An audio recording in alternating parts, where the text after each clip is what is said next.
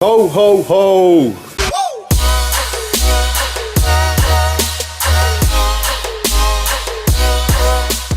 We've got ye old Christmas car. We've got Adam. Hi, Adam. Where's Scouse? Scouse has fucking disappeared. Yeah, we are down today at wonderful Carson Performance. We've got the beautiful Christmas car all lit up. The main objective today is to give the car a full check over.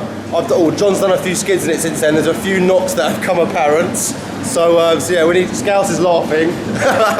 Bloody John. Yeah, John did a few skids, the car's knocking a little bit now, so we need to do a bit of further investigation. We're going to potentially mount the hydro up today, measure the lines. We're going to adjust the seat rail because, as I mentioned before, I can't quite reach the pedal, so we're going to move the seat a tiny bit forwards. I need to fix the terminal on the starter motor because that keeps popping off and we can't start the car.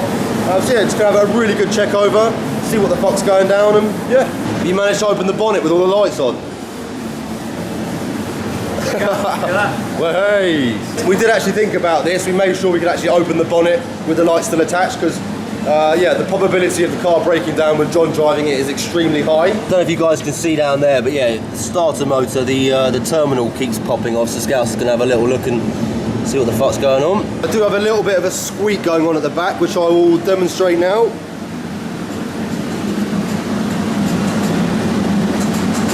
I don't know if you can hear that, but yeah. We're thinking it's probably like a rose joint or one of the joints has got a bit dry, so yeah, further investigation needed. She's looking pretty pimp with the Christmas lights. We have got a little bit more filming to do with the for the Christmas video, so yeah, we're going to be releasing that in a couple of weeks, fingers crossed. Scouse is just chucking a jack under there so we can get the old girl in the air.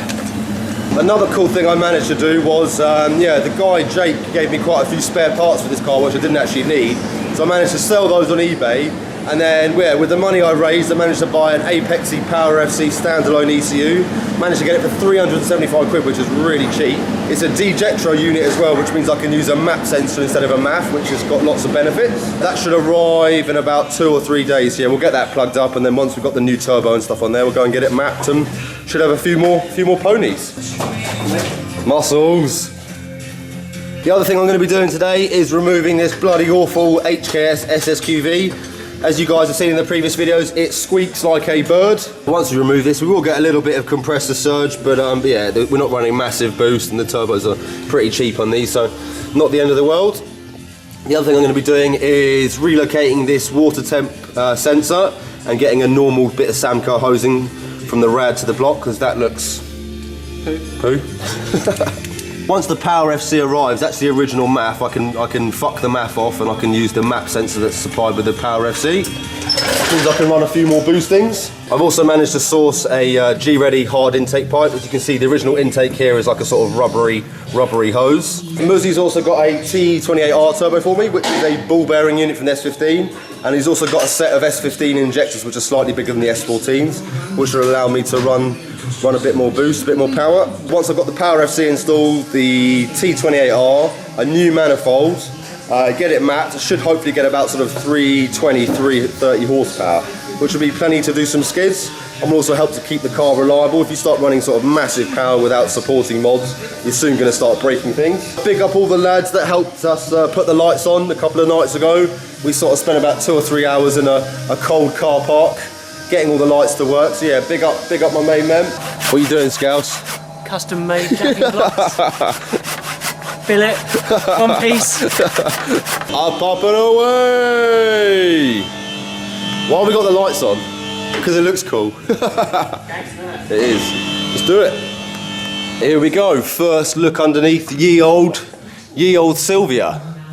So you can see there we've got Apex coilovers, Driftworks arms. If you guys remember in the back, we've got a R34 Skyline diff, drive shafts, and calipers and brakes as well, which is pretty cool. A little bit of rust on the heat shield for the fuel tank, but doesn't really matter. Quick look around the front. We've got some Driftworks tension rods at the front. I think that's pretty much it for the front. It's relatively standard. Still got the original anti-roll bar. Scouse is just checking the free play in the wheel just to see what's causing the knocking up front. I think it's one of those semi-fact moving. It looks like that's loose. Yeah. The locking collar on one of the coilovers has come undone, which is giving it a little bit of movement and causing it to make noises. So yeah, it's going to tighten it up. Fingers crossed that solves that issue. If you guys have got coilovers, generally that's what you use to adjust them. It's called a C-spanner, or you just use screwdrivers. If you're like me and you're missing a C-spanner. She does have a little bit of an oil leak, as you can see up there. It's not horrendous, it's not actually leaving oil residue on the floor, but there is quite a lot of residue all around the sump and the bottom of the block. So yeah, we need to do a bit of further investigation. It could be a rocker cover gasket, it could be the oil pump, it could be the oil filter relocation kit. We're not too sure, but we shall find out in due course and get her fixed. As I mentioned in the previous video, the XT9s are actually up for sale for 800 quid. And then yeah, the money I get from those, I'm going to put them towards a new set of CR Kais in a nice polished chrome, which I think will look really JDM. The whole plan with this car is to basically use it to compete next year. I'm going to try and get a bit of seat time over winter, and then yeah, stick a roll cage in it and yeah, use it next year to compete in.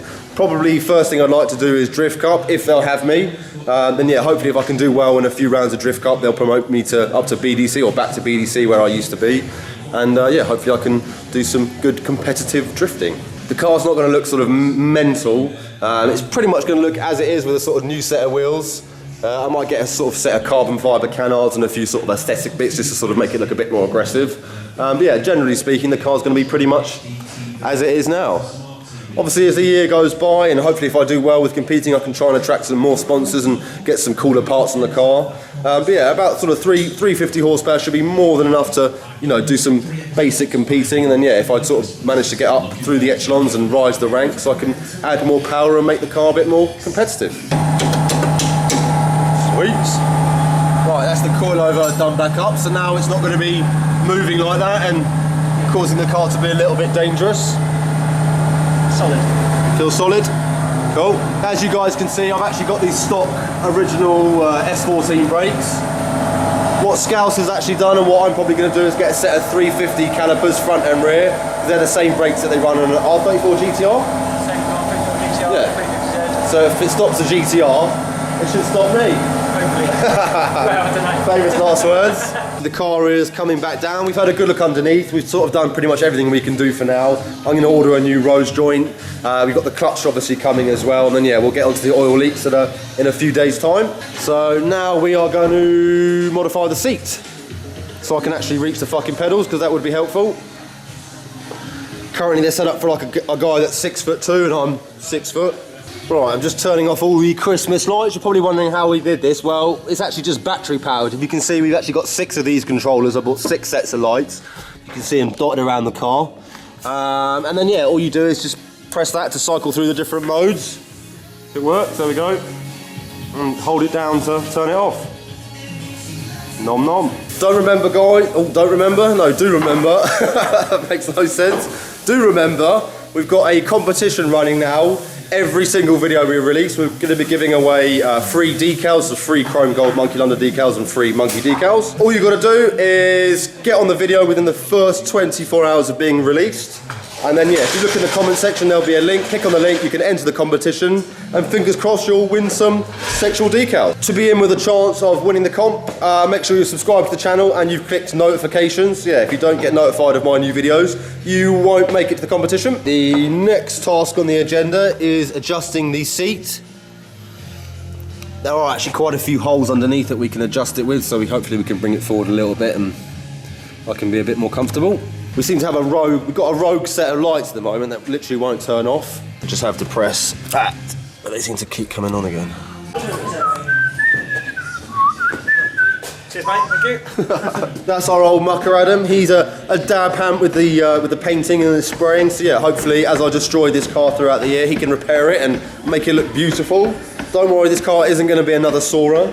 I'm going to drive it extremely hard and try and kill myself at every possible opportunity, but I will do my best not to crash it. While Scouse is just adjusting the seats, I shall show you the beautiful hydro that we bought.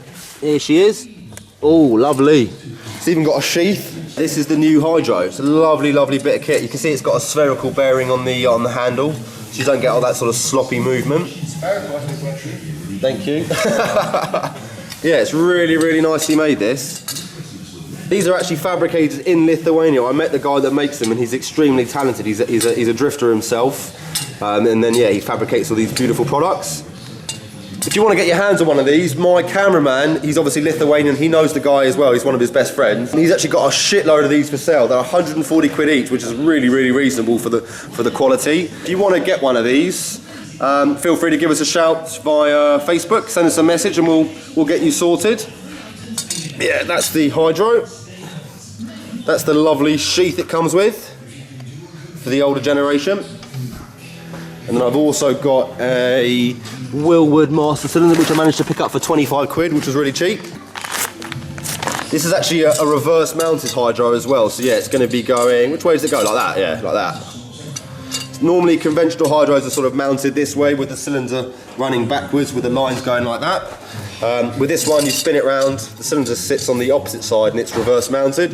Basically means you've got a lot more sort of space to work with, which is cool. So we've just taken the Corbo seat out. Just going to be modifying the subframe here just to move these runners slightly forwards and then I can sit a bit closer to the pedals. It's quite a nice seat this, I wouldn't mind getting a Bride because I'm a JDM home. But yeah, as a sort of seat goes, it's pretty nice, pretty good condition. Adam on the tees. Thank you, bro. As you know, we're all English. We do like a cuppa. Which one's mine, man?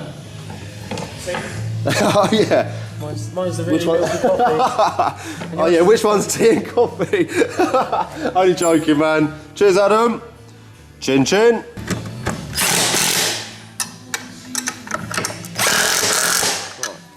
Seat is back in. It looks closer. Let's have a little sit. Oh. Yeah, perfect. That feels perfect to me, man.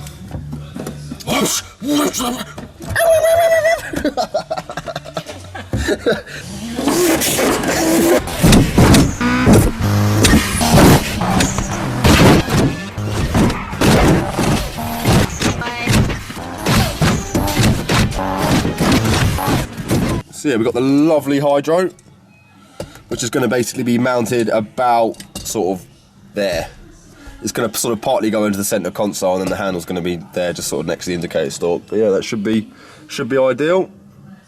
It is a bit tricky not having a working handbrake. It's probably fine on the track, but when John's doing a dug-it, it's quite nice to have the handbrake just to sort of do a simple initiation as opposed to doing a massive, dangerous Scandinavian flick.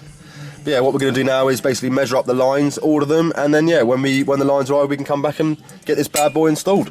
While we're here, we got this stunning JZX81, which you guys will probably remember from the previous videos.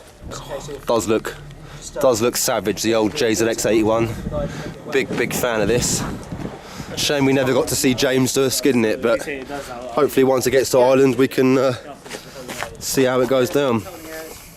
I think I found a little model of you under here, mate. That's John, man.